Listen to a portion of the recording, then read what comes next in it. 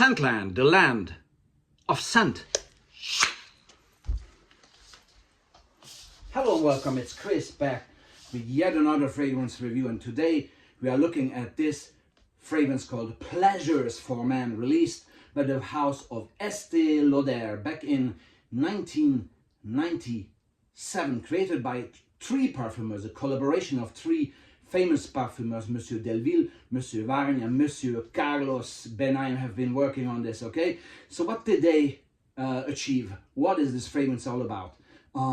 It is very much a child of its time, very much a child of the 90s, okay? Very much along the lines of reminding you of Eternity and Wings by Giorgio Beverly Hills, okay?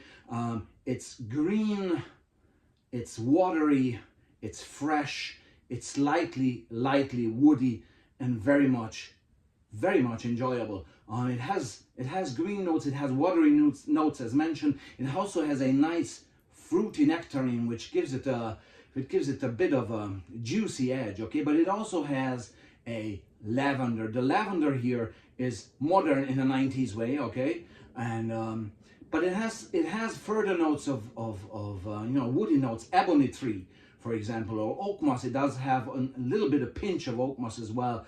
It's a very complex blend, yet it comes across as a very I shouldn't say simple, but definitely very comfortable, smooth, easygoing, relaxing fragrance. Again, it's very much a child of the 90s.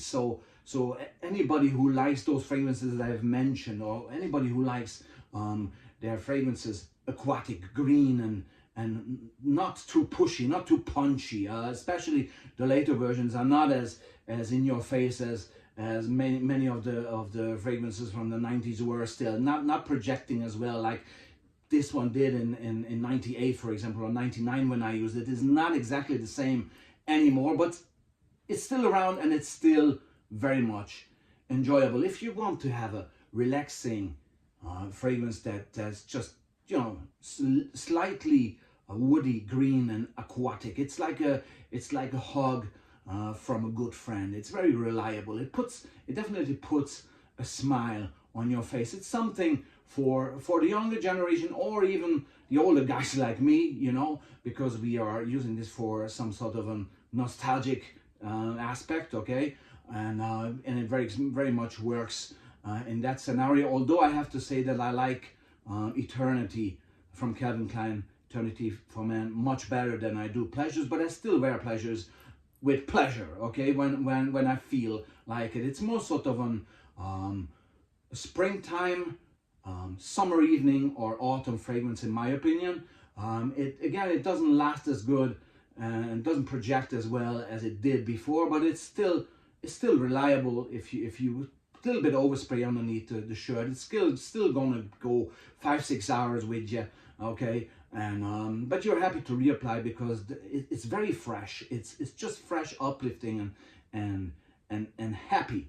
And the age group, well, anybody could use it if you like this, and if you're open to have a little bit of a nostalgic, I should almost say retro feeling, to use a fragrance from those times in the 90s when fragrances were probably had a bit more backbone and had a bit more special, recognizable DNA. This is very much along those lines, this fragrance, okay?